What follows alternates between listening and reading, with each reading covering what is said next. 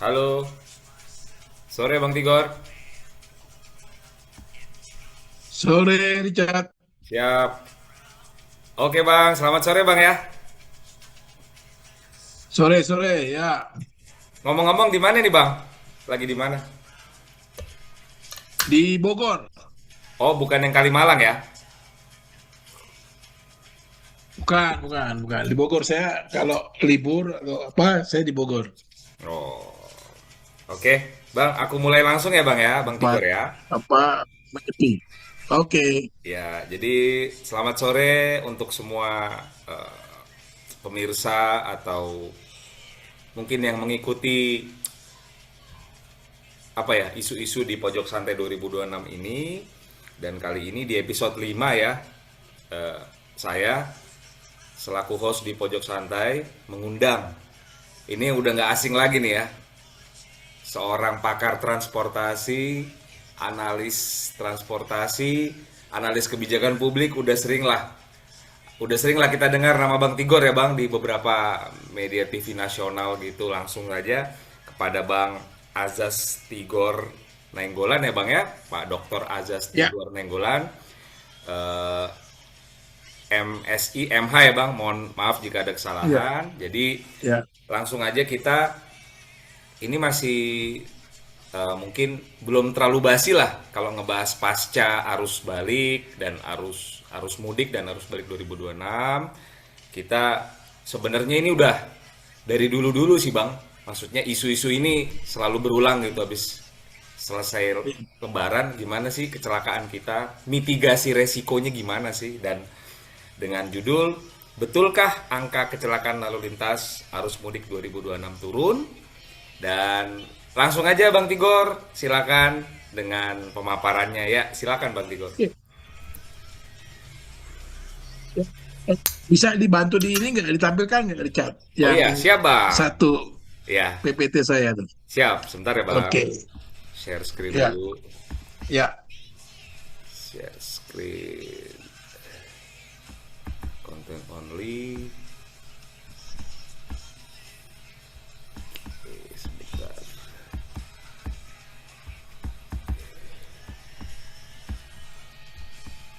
Oke.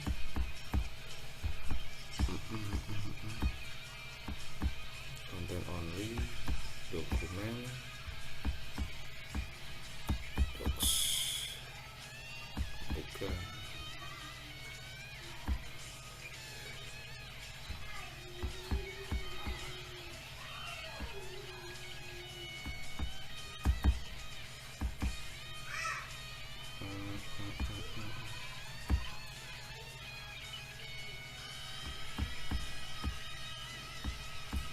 Oke.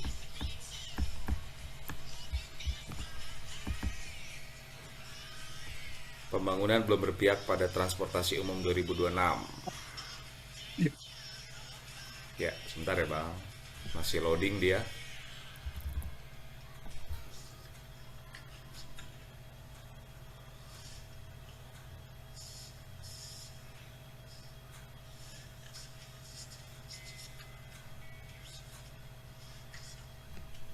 Proses. Oke.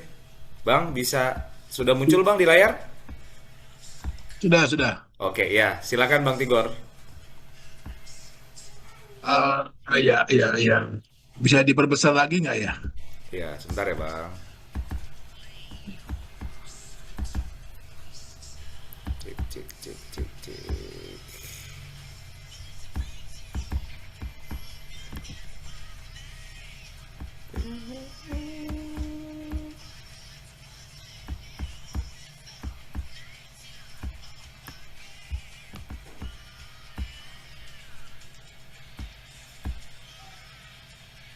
Slideshow, slideshow from beginning. Oke Bang, Nah, ya, udah nggak besar bisa ya, ya? udah nggak apa deh. Ya, Oke. Ya, oke, sip. Ya, terima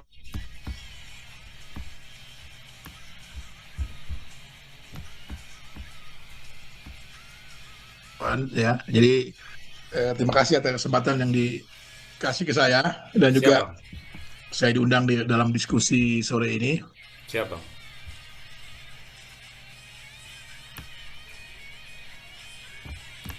arus balik ya tahun 2026 atau nah tahun 2026 ini eh, pada hasil akhirnya memang tercatat gitu ya sebagai yang rekor tertinggi sepanjang sejarah dengan operasi ketupat begitu ya. Sesuai hasil survei yang dilakukan oleh Kementerian Perhubungan memang diperkirakan ada sekitar 147,55 juta orang ya akan melakukan arus mudik, arus balik ya di liburan Lebaran ini dan memang sekitar itu terjadi gitu ya. Tahun sebelumnya kan hanya sekitar 110-an juta begitu Ya, ya.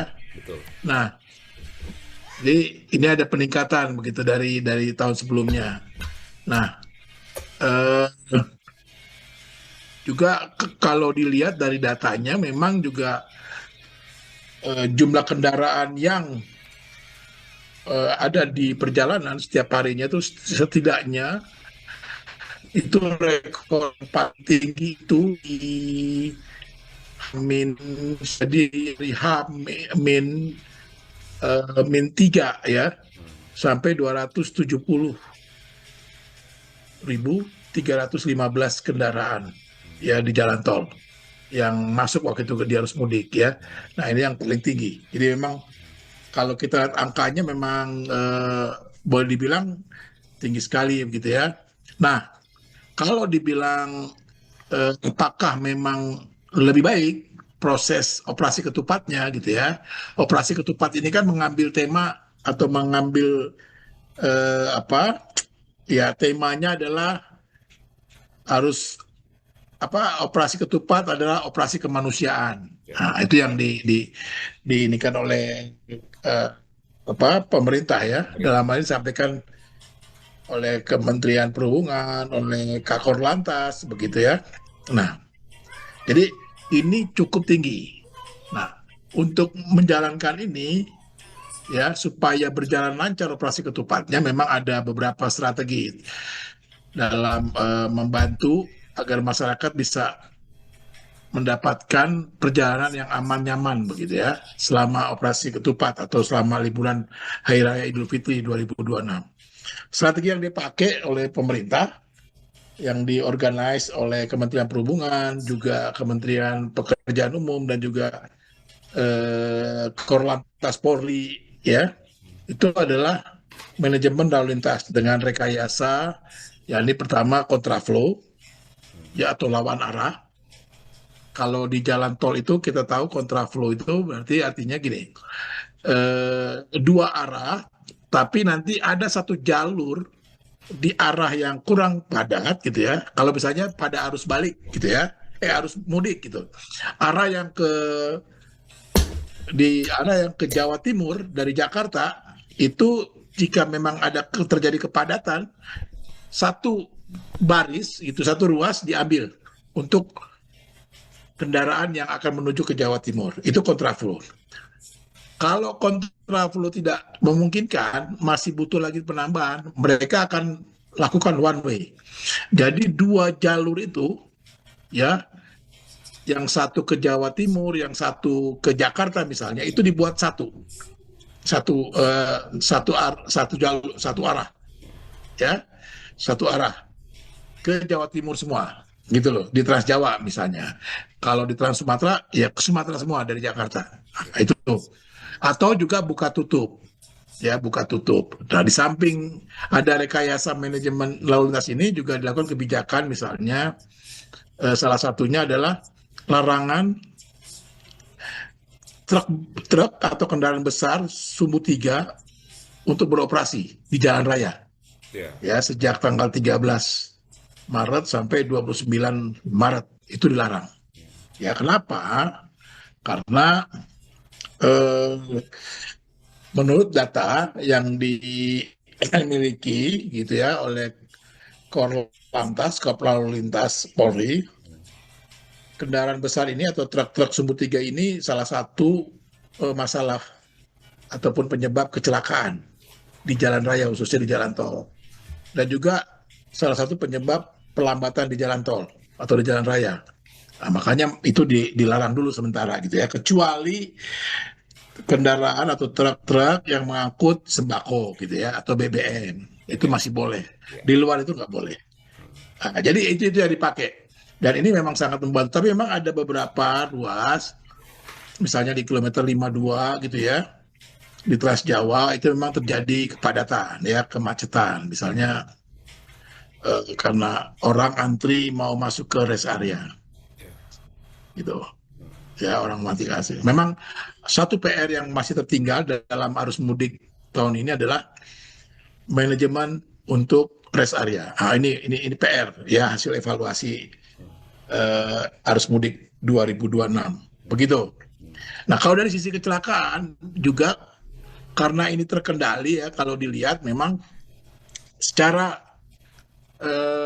fatalitas masih ada, ya masih ada, ya masih ada kejadian-kejadian fatal kecelakaan lalu lintas. Salah satu yang menurut saya jadi catatan secara pribadi saya adalah ketika truk sebuah truk besar gitu ya yang membawa baja ringan di Parapat ya. Parapat itu ya melindas sebuah mobil Toyota Kijang di belakangnya. Hmm. Satu keluarga itu 3 orang, itu ada 6 orang dalam mobil itu, 3 orang meninggal dunia. Mereka mau liburan sebetulnya ke Parapat dari Pekanbaru. Kenapa truk itu melindas? Karena truk itu tadi dia melanggar, dia sumbu 3, nggak boleh seharusnya. Ya. Itu satu, dan dia udah overload ya, kelebihan muatan. Ya, udah kelebihan muatan bawa baja ringan. Akhirnya kan, dan juga sudah overload, udah over dimensi, dirubah, dimodifikasi badannya. Nah, karena udah over dimensi dan akhirnya overloading kelebihan, berarti fungsi-fungsi kendaraannya sudah nggak sesuai dengan standar lagi kan. Nah, dia nggak bisa nanjak gitu loh karena kelebihan muatan. Di sebuah tanjakan di Parapat itu akhirnya dia berhenti dan mundur ke belakang. Di belakang itu ada mobil Toyota Kijang itu gitu loh. Akhirnya terlindas dan besinya menimpa kendaraan itu.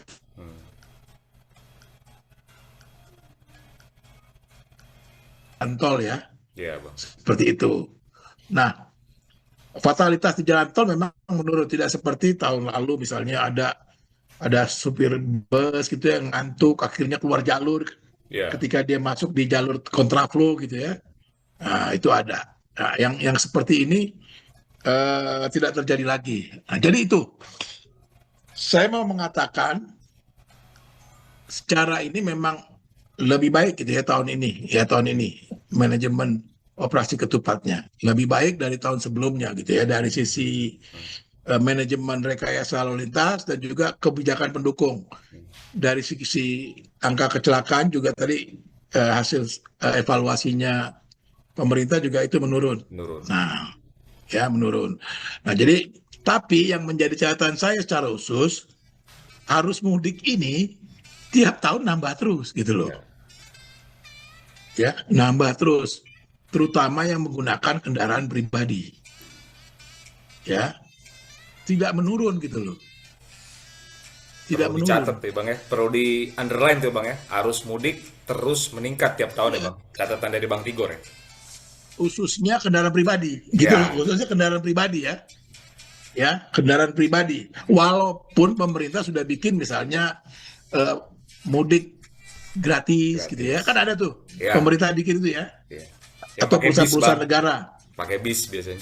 Pakai bis gitu ya. Kalau tahun lalu pakai kapal ada kan? Ya. Ada pakai kapal juga. Tahun ini enggak gitu ya. Nah, jadi ini masih meningkat gitu loh. Nah, artinya adalah bahwa fasilitas transportasi publik itu masih kurang gitu loh. Ya, kurang dibangun oleh pemerintah ya di daerah-daerah. Kalau kita lihat pembangunan transportasi publik itu adanya cuma di Pulau Jawa. Itu pun nggak semua gitu loh. Ya. Itu pun nggak semua. Buktinya ya di Trans Jawa juga masih banyak orang menggunakan kendaraan pribadi kan. Pribadi. Betul. Nah, Betul. sementara pada libur-libur seperti ini, masyarakat tuh kan juga ingin bersilaturahmi. Ternyata persoalannya di daerahnya, di tempat tujuan dia, itu nggak ada sarana transportasi umum. untuk berkegiatan di hari Lebaran gitu loh. Sehingga mereka tetap memaksakan membawa kendaraan pribadi, Pribadi. mobilnya atau sepeda motornya gitu loh. Bahkan ada yang bawa bajai gitu loh. Iya. Ya, ada yang bawa bajai gitu. Iya. Ya, menyiasati ya. Dan memang biayanya masih tinggi gitu loh. Ya, untuk ini. Itu catatan saya ya. Artinya arus mudik ini meningkat terus gitu ya. Setiap tahun. Terutama pribadi ya, Bang. Setiap tahun ya. Ah, Mhm. terutama juga pengguna kendaraan pribadinya meningkat terus. Nah, kalau saya lihat, ya memang 10 tahun ini pembangunan transportasi publik di Indonesia hampir hampir apa ya? Cuma satu kayaknya deh, Richard ya. Apa Yang itu? dibangun itu WUS doang deh. Bus doang. Hanya WUS yang dibangun, kereta Iya. WUS yang dibangun. Iya. Yang Jakarta Bandung, selebihnya nggak ada, Hmm. ya. Selebihnya nggak ada transportasi publik ya. Di daerah-daerah boleh saya bilang juga nggak ada.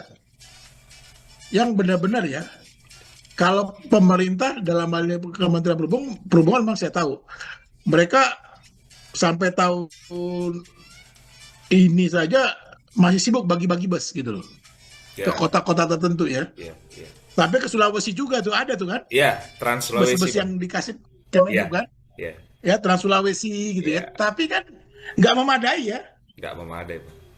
gitu loh. Karena Paling belum connect, satu Bang. Dia belum provinsi. terkoneksi antara Hah? simpul A, simpul B, belum connect Nah, ya. betul. Masih tunggal kan gitu ya. Mm-mm. Nah, Betul. jadi memang sebagai alat transportasi umum belum memadai kan. Jadi itu bagi-bagi bus cuman proyek gitu loh. Ya, suka Cuma tidak proyek, suka. Suka bukan tidak suka. membangun sistem gitu loh. Mm-mm. Belum membangun sistem gitu loh. Ini soal. Padahal ya kalau kita lihat di Undang-Undang Lalu Lintas dan Angkutan Jalan nomor 22 tahun 2009 9. di pasal 138 itu dikatakan pemerintah itu harus menyediakan layanan transportasi umum yang selamat, aman, nyaman dan terjangkau. Artinya pemerintah di sini pemerintah pusat dan pemerintah daerah Daerah. harusnya menyediakan itu gitu loh, punya tanggung jawab. Mm-mm. Nah, ini belum dijalankan nih oleh pemerintah di pasal ini. Jadi seluruh pemerintah daerah di Indonesia ini dan juga termasuk pemerintah pusat melanggar undang-undang ini. Ya, Undang-Undang 22 2009. Jadi itu catatan saya. Padahal memang sudah 10 tahun lebih saya selalu bilang bangun dong, bangun dong. Iya. Ya, pemerataan pembangunan transportasi publik itu harus dilakukan. Iya. Ya, coba aja kalau di Bogor kayak gini ya. Kemarin tuh pas Lebaran, ini Bogor ya, yang cuma 1 jam 2 jam dari Jakarta ya, Richard. Iya. Itu pas Lebaran mereka mau jalan-jalan misalnya nih ya, Hmm. mereka sewa mobil bak terbuka tuh nggak, Richard. Iya. Kalau nggak truk kecil dikasih tenda mereka pakai itu Pesiar ke ya, Bang. Pelabuhan Ratu, Pesiar ya. kemana? Untuk pesiar Pesiar gitu. aja. Iya, begitu bayangin ya, itu kan dekat dari Jakarta. Jadi ini soal catatan saya sih lebih di sini gitu loh. Ya, kalau pasal 138 ini nggak dijalankan juga, kita akan begini terus nih, Iya. reaktif jadinya. Kan nambah terus nih, ya, arus mudik ini kan. Nah, kita akan reaktif gitu loh. Berulang aja, Bang ya. Hah? 2027, 28, 29, Iya, berulang terus terus aja. siklusnya. Terus gitu loh. Nah, ini kan bahaya nih menurut saya gitu loh. Iya. Ya, Iya. kalau begini terus, nambah terus, wah, coba bayangin ya, ini untung nih masih ada nih, kan gitu ya, operasi ketupat, kan gitu. Iya. Richard, masih sanggup nih bikin operasi ketupat. Ya, di lapangan masih ada tuh polisi yang jaga gitu, bantuin gitu ya. Iya. Iya.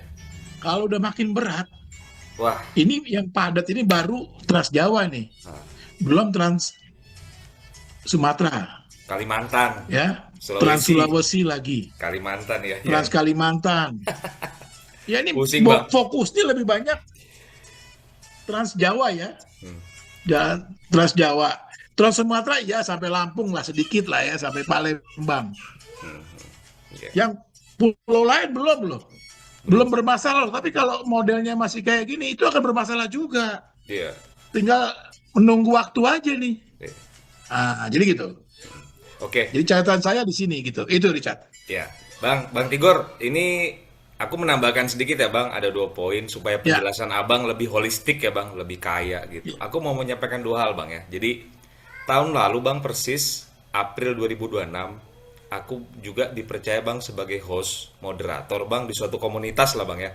Jadi ini komunitasnya PNS Bang sama konsultan Bang gitu. PNS itu ah, ada Pemda, ada Kementerian Perhubungan, bahkan Bang dulu kami diskusi sama rest area Pendopo Bang Tigor 456 Semarang Solo. oh, Ah, ya, kan kami ya, bicara juga Bang sama direksinya lah, pejabatnya gitu. Mereka jadi Bang kalau Resta Pendopo ini pengalaman saya waktu Zoom juga Bang ya. Jadi mereka ini kan konsorsium ya Bang, kerjasama ya, Astra, pemerintah Jateng sama BUMN ya, jasa ya. jasa marga gitu. Jasa Jadi marga. mereka ada share-sharenya Bang, Astra sekian persen, Pemda sekian, sekian. Yang menarik Bang, yang menarik yang Abang bilang tadi manajemen rest area itu betul Bang. Cuman saya mau minta tanggapannya Bang Tigor sih. Jadi pihak Resta Pendopo tuh bilang kehadiran Resta Pendopo itu bisa meminimalisir kecelakaan Bang. Karena kenapa? Mereka tuh ready Bang untuk didatangi gitu ya. Maksudnya yang ngantuk silahkan tidur. Cuman uniknya gini Bang. Kalau lagi peak season, lagi festif ya Bang. Mereka bilangnya lagi festif. Itu dibatasi Bang, only 30 menit saja Bang. Karena supaya kendaraan masuk dan keluarnya eh, bisa imbang gitu loh Bang. Takutnya kan rest area terlalu penuh diusir semua gitu. Cuman yang Bang Tigor bilang bener juga. Rest area nggak berwenang juga Bang, artinya melarang orang masuk ya. Kalau dia mau ke toilet, mau isi bensin kan nggak bisa dilarang ya Bang. Nah, tanggapan Bang Ya. Tigor terhadap hal tersebut bagaimana Bang? Terus satu lagi Bang, Eh, tadi Bang Tigor bicara soal kecelakaan ya. Ada yang unik juga Bang kemarin tuh. Sebenarnya bukan unik sih, fatal. Salah satu mobil penumpang Bang, saya lihat di tol, dia menabrak ini Bang, guardrail tol Cipali itu loh Bang, yang pelindung besi baja itu loh. Bayangin sebuah Oh, unit yang kayak mobil, BZ ya. iya, dia menghantam itu bang, menghantam baja itu dan nembus ke bodinya bang. Saya nggak tahu itu kabarnya gimana bang terakhir. Nah, artinya bang dikaitkan sama traffic management rest area tadi bang ya. Efektif nggak sih bang rest area itu memitigasi jumlah kecelakaan? Nah, gimana bang Tigor terhadap hal tersebut? Ya. Jadi eh, rest area itu kan diberikan memang untuk fasilitas pengguna jalan itu atau jalan tol Hmm. untuk beristirahat pada jarak tertentu. Kalau di jalan tol tuh antara setiap 23 kilometer sampai 25 kilometer tuh harus ada rest area. Ya itu memang memang sebegitu regulasinya Ya, ya, jadi nggak bisa dipaksakan gitu ya, ya, ya. karena untuk istirahat atau cek kendaraan kalau ada apa-apa atau juga untuk mengisi BBM begitu ya. Nah jadi itu kalau ini dijalankan ya, fungsinya dengan baik itu di manage, ini bisa mengurangi kecelakaan Oke. gitu loh. Saya sendiri misalnya nih ya kalau pulang gitu dari Bogor ke Jakarta gitu ya, seringkali akhirnya gini, kalau pas hari Minggu pulang tuh kan penuh tuh dari Bogor tuh Richard. Ya. Ya rest area yang terdekat begitu masuk. Saya nggak udah mikir, saya udah ngantuk nih misalnya kan. Ah, ah. Saya udah mau ngantuk nih. Saya akhirnya menepi bukannya di rest area. Di badan jalan sebelum masuk loket. Sebelum gate. Oh, Gitu loh. oke, oke. Di Bogor. Karena saya lihat banyak juga yang begitu gitu. Karena memang begitu saya jalan masuk ya udah agak seger. Hmm. Oh iya memang padat masuknya gitu loh. Di rest area yang kalau kita dari Bogor ke Jakarta tuh ada rest area yang pertama tuh. Yang besar sebetulnya udah besar tuh. Padat gitu loh. Ya. Nah, tadi memang nggak bisa dilarang. Ya. Waktu arus mudik juga gitu kan, nggak bisa dilarang. Oh ya akhirnya mereka ya udah lapar kan gitu ya, atau udah pengen buang air kecil gitu, Ya. ya udah ambil pinggir badan jalan aja kan gitu ya. Ya. Nah itu yang jadi masalah. Walaupun saya ketika diskusi dengan eh, teman-teman jasa marga juga gitu ya. Ada jasa raja, ada Korlantas, ada Ya, Kementerian Perhubungan. ya. Jasa marga tuh sudah pakai sistem sekarang, ya ininya aplikasi Travoy, Oh, apa itu Bang? Bisa ya dijelaskan Bang untuk publik biar lebih tercerahkan. aplikasi Travoy. Jadi kita di aplikasi itu bisa mengetahui kondisi jalan tol yang Hmm, ininya jasa marga ya, gitu kan jasa marga yang paling besar ya, ya, operatornya kan. Nah, kita bisa tahu, termasuk juga diatur kalau kita mau pada saat operasi ketupat kemarin ya, harus mudik kemarin ya, ya. itu mau ke rest area, itu bisa lihat di mana yang kosong titiknya gitu loh, Hmm, titik untuk parkir gitu misalnya. hmm, Bagaimana kondisi toilet umumnya gitu loh. bagus ya. Itu bisa, tapi juga tetap aja padat gitu loh. Itu udah sampai seperti membuat aplikasi untuk rest area juga loh Richard ya, teman-teman jasa marga. Nah, itu masih gitu loh. Masih kesulitan juga gitu loh. Nah, mungkin ini dan mereka juga akhirnya kemarin pas udah habis ini kami harus cari lagi nih strategi-strategi lagi gitu loh. Iya, iya. Strategi-strategi lagi. Tapi juga tadi ada soal yang saya bilang. Kalau ini nambah terus, kalau strateginya reaktif, susah juga. Susah juga Bang ya. Iya, susah juga. Nah, itu bisa mengurangi. Nah, kayak yang MBZ itu, triang itu ya, pembatas bodi ya, tingginya bodi kendaraan itu tabrak Iya, memang. iya. Itu banyak. Hmm, Ya, saya dapat data itu dari Jasa Marga ya. Di dalam kota juga sering itu. hmm, Pembatas tinggi badan kendaraan tuh ditabrak gitu loh. dihajar juga sama dia. Nah, itulah makanya saya sering nulis bagaimana mengedukasi pengguna jalan, gitu ya, pengguna jalan tol terutama. Ya, saya pernah kesel juga gitu beberapa tahun lalu ya, 2 tahun lalu kalau tidak salah. Saya waktu itu mau ke Bogor pulang ada acara. Saya nggak pulang ke rumah Jakarta, pulang ke Bogor gitu ya. Iya Bang. Nah, saya dari sebuah pertemuan selesai jam 7, ya jam 7-an. Jam 8 lah saya bergerak. Begitu masuk tol Jagorawi Macet, di Cawang, begitu masuk macet, macet. Berhenti Bang ya. udah masuk. Berhenti. Wah lama banget. Akhirnya saya buka. Oh ada di sosial media. Ada truk pembawa bahan gas terbalik. Oh iya, rame itu juga. Gitu, Iya, iya. terbalik. Ya terbalik. Nah udah akhirnya saya ambil jalan lah. Bayangin sampai jam 1 pagi Richard. Luar biasa Dari jam dari jam 8, antara jam 8 jam 9 bayangin. 4 jam, 5 Yang jam. lain itu jam 4 subuh baru bisa bergerak. Saya bandel-bandel dikit akhirnya gitu Mm-mm, loh. mm-mm, Oh, ada buka kontraflow saya masuk. Kayak gitu loh. mm. Nah ternyata pengelola jalan tol atau operator jalan tol juga nggak siap. Nggak berani nangani pemadaman itu gitu loh. Karena itu kendaraan gas. Bawa Iya, gas gitu loh. iya. Tabung Danger kontainer ya gas. Bang. Nah Danger banget itu. iya. Mereka nggak Gas. berani juga akhirnya. Iya. Nunggu komando dari pemilik truknya gitu loh. Atau yang bawa itu gitu loh. Nah, sampai kayak gitu. Jadi ada soal-soal seperti itu juga gitu loh. Nah akhirnya saya waktu itu ngomong sama teman jasa marga, kok bisa begini? Saya bilang, ya kami nggak berani. Oh. Loh, Kak, harusnya ke depan dipikirin dong, yang kayak gini-gini. Oh iya, kami sih siap-siap aja bang, dia bilang. Coba bang bayangin deh, ada loh truk kontainer terbuka, bawa helikopter masuk Jagorawi. Iya. Abang udah sempet sampein tuh Akhirnya kemarin tahu sih. nggak, gate-nya Iya. tuh kami bongkar, dia bilang. Ya bawa keren tinggi-tinggi gitu loh. Mereka kan harusnya ngomong dulu dong katanya. Dia nggak main masuk aja gitu loh. Nah itu kan bikin antrian panjang. Nggak lama juga baru-baru ini pernah juga ya kendaraan pembawa BBM itu terbalik juga di Jagorawi. Terbalik kebakar tuh. Nah yang Wah, kayak gini-gini gitu selalu sering. Makanya ini perlu diedukasi masyarakat juga gitu ya. iya.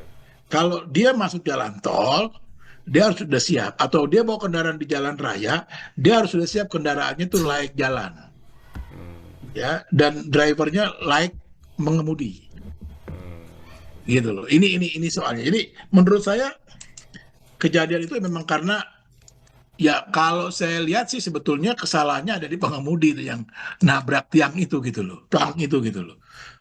Karena kan sudah kelihatan betul gitu loh. Ya, Saya malah tadi di sosial media melihat ada mobil pembawa mobil-mobil baru itu Richard, ya. itu ngantem ya ada flyover di atasnya. Ketinggian dia bawa tiga tingkat, bawa mobilnya itu mobil gendong itu gitu loh. Hmm, hmm, Bawa mobil baru. hmm. Bayangin tuh. Bayangin bang ya. Iya, Ngeri kan? Padahal harusnya kan operator-operator itu kan tahu dong. iya, Kalau dia di Jakarta, dia tahu jalan di Jakarta seperti apa. iya, Gitu. Ini yang perlu diedukasi juga gitu loh. iya. Bang Tigor, jadi mungkin ini pengantar menuju akhir juga nih bang ya untuk maksudnya sebelum kita konklusi. Ada dua hal juga bang. Tadi kan bang abang selalu mengatakan pasal 138 ya bang Undang-Undang 2009 Ya, pemerintah menyediakan layanan transportasi umum selamat, aman, nyaman, terjangkau. Nah ini bang repotnya bang. Kalau saya perhatikan bang, maaf ya bang ini subjektif saya gitu. Masih ada nilai value sosial kita bang, terutama ya waktu mungkin hari-hari besar bang. Kayaknya ada pride tersendiri bang kalau mereka bawa kendaraan pribadi, gonta-ganti mobil ke kampung, mereka dapat prestis tersendiri gitu ya bang ya. Sama, tapi satu sisi ya, kan transportasi publik harus diperbaiki ya bang ya. Itu kan kayak dua hal yang ya, saling kontra gitu. Terus satu lagi bang ya. terkait pertemuan saya tahun lalu bang di Zoom sama teman-teman perhubungan ini bang, teman-teman Kementerian Perhubungan yang saya kenal ini, cara berpikirnya mungkin kayak kita bang, idealis, berpikirnya bagus. Cuman kalau udah di level-level atas bang ya, udah pengambil kebijakan atas, itu saya lihat teman-teman Kemenhub ini dia hanya bisa bang, ibaratnya belanja masalah aja bang. Jadi problem masalah itu cuman diinventarisir aja, cuman tindak lanjutnya bang tergantung kepada pengambil kebijakan bang. Dalam hal ini mungkin ya level-level direktur, dirjen, eselon 2 ke atas lah. Nah artinya bang, Menterinya. saya melihat idealisme teman-teman ini juga kadang ya terbentur bang sama, saya nggak tahu kepentingan elit, kepentingan pejabat tinggi gitu ya, saya nggak tahu ya bang. Cuman sementara undang-undang kita kan tadi abang bilang pemerintah harus menjamin umum, selamat, aman, nyaman, terjangkau. Nah, abang ada pesan nggak bang untuk mungkin teman-teman lah bang, aparat perhubungan atau aparat Pemda bang, yang masih idealis gitu bang, untuk berpihak pada transportasi publik, itu seperti apa bang? Nah, ya, jadi gini. Ini juga saya baru ngobrol juga sama teman gitu ya. Ya, Sama teman juga gitu ya. Jadi ini jadi idealisme itu terbentur pada pimpinan kebanyakan Richard. Yang bukan orang karir gitu loh. ya, Bukan orang karir kan ada tuh pada eselon tertentu kan nggak ya, perlu orang karir kan gitu ya, ya, dirjen ya kan, jabat, menterinya ya, gitu jabatan loh politik ya ya kan, bang. jabatan politik gitu loh, kalau di perusahaan BUMN ya direksinya gitu ya. Nah, nanti ketemu terbentur sama pemdanya gitu misalnya Ya, atau sama menterinya gitu kan. ya, Nah, harusnya pembangunan transportasi itu berlandaskan pada perencanaan yang sudah disusun gitu ya. Jadi harus berlandaskan kebutuhan bukan kepentingan. ya, Nah, iya bang, dalam hal ini kepentingan politik ya, gitu loh. Itu yang terjadi sampai saat ini, makanya banyak kebijakan-kebijakan itu jadi lambat Richard dijalankan oleh teman-teman pelaksana ya, baik di Pemda ya maupun di kementerian, pemerintah pusat. ya, perhubungan, Itu jadi harusnya pembangunan pelaksanaan apa sistem itu berlandaskan kebutuhan bukan kepentingan, tapi sekali lagi kepentingan eh, ya bukan kebutuhan. Itu kejadiannya misalnya gini ya, kemarin saya diajak ngobrol sama teman, bang gimana nih pembangunan kereta di Jakarta. Saya bilang kenapa emang ada masalah? Oh ya saya tahu masalahnya, mau bangun tram ya. Saya gituin kan, karena tiba-tiba nih gubernur sama wakil gubernur mau bangun tram oh DKI bang di ya, kota Jakarta tua. ya, Jakarta ya, Ah, iya, oke, di kota tua hmm, gitu loh. di kota tua. Nah, teman-teman Kemenhub kan, teman-teman di Sub kan juga jadi bingung kan. Iya. Padahal nih di Jakarta lagi banyak bangun nih Iya. kereta yang lain Iya. yang sudah direncanakan dan sedang berjalan. Misalnya MRT kan lagi Iya. bangun nih ke utara kan. Iya. LRT Jakarta juga sedang ngebangun kan. LRT, Gitu dari MRT. Velodrome ke Manggarai gitu mau Iya. sampai ke Duku Atas. Iya. Nah, kayaknya suara-suaranya sudah mulai hilang nih karena ada mau bangun tren untuk kota tua katanya. Ya kan karena kan butuh duit juga mahal juga bangun tren. Pasti. Mirip di Nah, Australia, Bang, kan tren. kalau Hah? Kayak di Australia dong Iya pakai tren. makanya kayak di Australia makanya kan gitu. Nah jadi dia anggaran yang sudah ada mau nggak mau akan digeser nih kan, Iya. ya kan karena pejabat ininya pimpinannya sudah ngomong nih. Iya. Nah, kalau udah bersabda kan nih yang pusing kan dinas nih. Iya, betul. Satu Itu lagi, Bang, ini itu Richard. ya, teman juga, Bang. Ini teman waktu meeting tahun lalu, dia dari Kemenhub, Bang. Ada di Kemenhub, ada di kalau nggak salah, Bang. Kemenhub tuh punya BKT, Bang, Badan Kebijakan, Bukan namanya badan kebijakan Baketrans, Badan transportasi, Kebijakan Transportasi kan. Nah, transportasi, ya BKT. dia kerjanya, Bang, menginventarisir apa sih masalah-masalah, Bang, gitu. Jadi termasuk saya sampaikan gitu ya, masalah di rest area. Bahkan, Bang, ada juga teman, dia dari Kementerian Perhubungan Jawa Timur. Dia teriak, Bang, mirip sama Bang Tigor sampaikan. Di Jawa Timur itu kalau saya mau ke kantor masih banyak truk odol. Jalannya itu udah Ya, pelan banget. Bayangin loh, ini yang ngomong orang ya, perhubungan sendiri. Mereka aja kayak merasa, Bang, ya, kok pembangunan kita itu nggak pro transportasi publik, lebih ke ya perusahaan-perusahaan otomotif besar lah yang abang juga pasti tahu lah, Bang.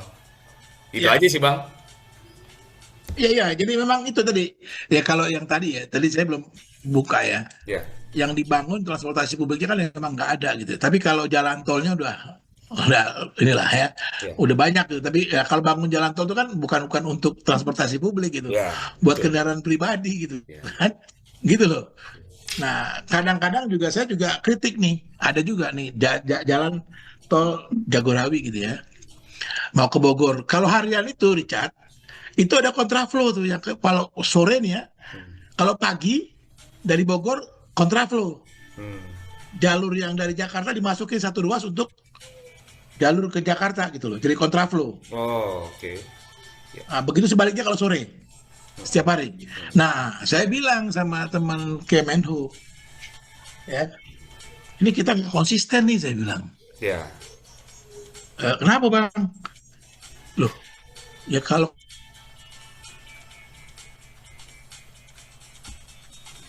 biar dia pindah ke angkutan umum, saya bilang, Hmm. jangan dibuka jalur baru, Ya. kontraflow, saya bilang. Ya. Benar sih bang. Tapi kami ditelepon, dia bilang. Oh, ya itu, Bang. Harus buka tuh satu ruas katanya. Hmm. Oke. Oke. Seperti ini itu ya. Oke, Bang Tigor, ini izin waktu kita 1 menit lagi nih, Bang. Zoomku terbatas. Ya, Nanti, Bang, ini akan diunggah di YouTube ya, Bang. Aku share ke Abang di oke. IG juga. Terakhir, Bang, pesan dong, Bang. Pesan ke kami gitu, para aparat juga lah, atau ya teman-teman. Apa, Bang? Pesan dari Abang untuk Ya, pro transportasi jadi publik. yang kita tadi gitu ya, membangun sistem transportasi atau transportasi publik itu harus berbasis pada kebutuhan, ya, bukan kepentingan, Oke. terutama kepentingan politik, para kepala daerah misalnya ya, atau pejabat-pejabat di pusat, pemerintah pusat gitu ya. Ya. Jadi siapapun gubernurnya, siapapun wali kotanya, siapapun bupatinya, siapapun menterinya, termasuk dalam pembangunan transportasi publik, dia mengikuti yang sudah ada sebelum dia Oke. masuk gitu loh. Itu satu ya. Jadi memang harus berbasis kebutuhan tadi. Untung tadi kita diskusi itu. Yang